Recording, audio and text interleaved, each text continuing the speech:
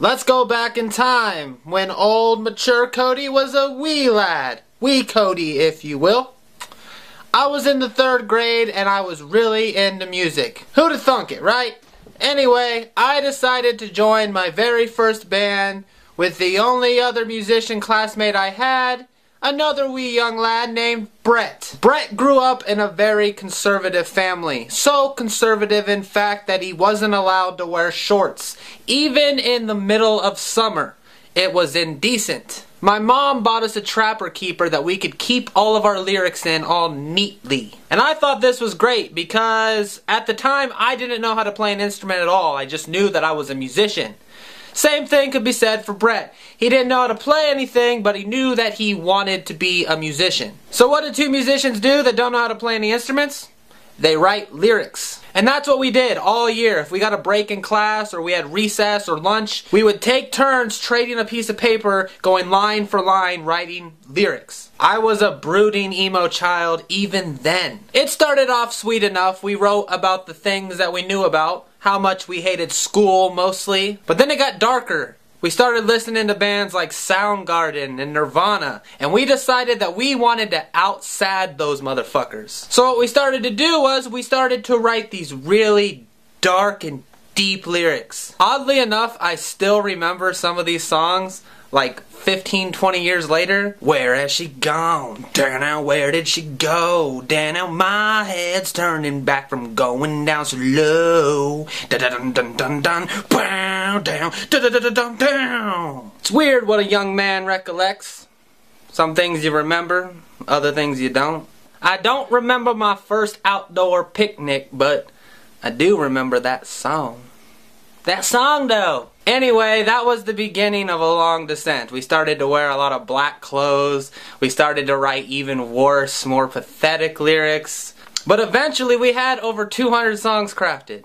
Well, 200 lyrics to 200 songs, because remember, neither one of us knew how to play any instruments. Brett's family never got any less conservative, and he always told me if they ever found out that it would be the death of him. He would be Christ 2.0, stretched across a fucking crucifix. But that kind of made it all the more appealing to him. My family, on the other hand, didn't really give a shit. They thought it was great that I was using my writing to further my artistic expression.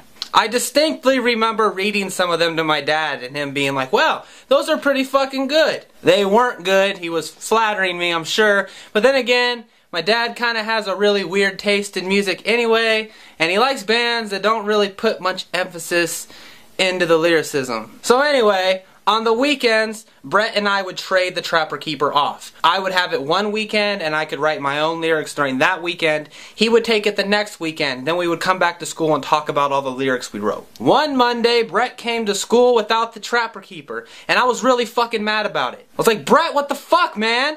I'm sure I didn't say it like that. I'm like, Brett, aw shucks.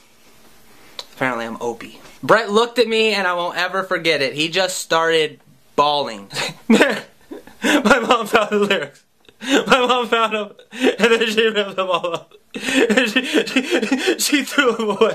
And I just looked at him kind of like this, as if to say, you're fucking kidding me, Brett. You're fucking kidding me! You asshole! That's a year's worth of work down the fucking drain. But then he kept going. She said that we can't be friends anymore. She said you're a bad influence on me. And as it turns out, he had to take a lot of therapy for these lyrics, most of which were mine. I wrote way more than he did. And Brett never became a musician. I think Brett went to school for paleontology or something. Me, on the other hand, that's pretty much what I do. I write depressing lyrics, still. 20 years later. And it really makes you wonder what was going through his mother's head at the time. What was she thinking when she took the Trapper Keeper and just started destroying it, and thusly ending Brett's dreams of being a lyricist or a musician? At the end of the day, maybe she did something right, because as a musician, I'm destitute as a motherfucker. You don't make any money being a musician. No one told me that when I was a kid. If someone would have just sat me down when I was 8 and they would have been like, hey, there's really no career in music, it's just something you do and then everybody expects it to be free, I probably would have been like, fuck that.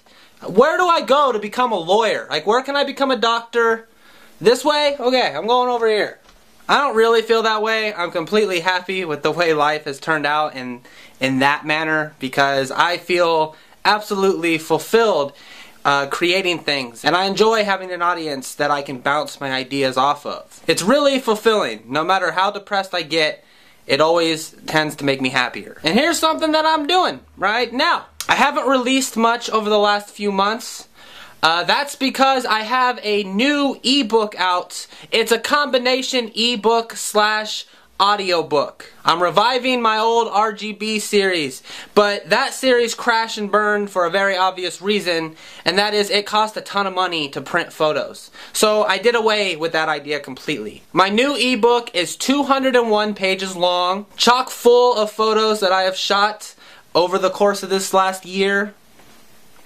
And included in that purchase is a 26-track audio CD of all the poems that are scattered throughout it. So you get 201 pages of photos and poems, and then you get 26 audio files of me reciting the poetry that's in the book. You can get it down below for $10 at Bandcamp. Right down in the dibbly-doo. Thanks so much for the support. I hope this goes well, because this is something I can see myself exploring more. And it'd be a great Christmas gift, mostly to yourself, but you know what? You deserve it. You worked hard this year. You've been a good motherfucker. Treat yourself! And I hope everyone has a very happy Christmas and New Year and all that good stuff. Don't die. Don't drink and drive and then die. Basically, just stay alive, because the world is better with you. Mwah.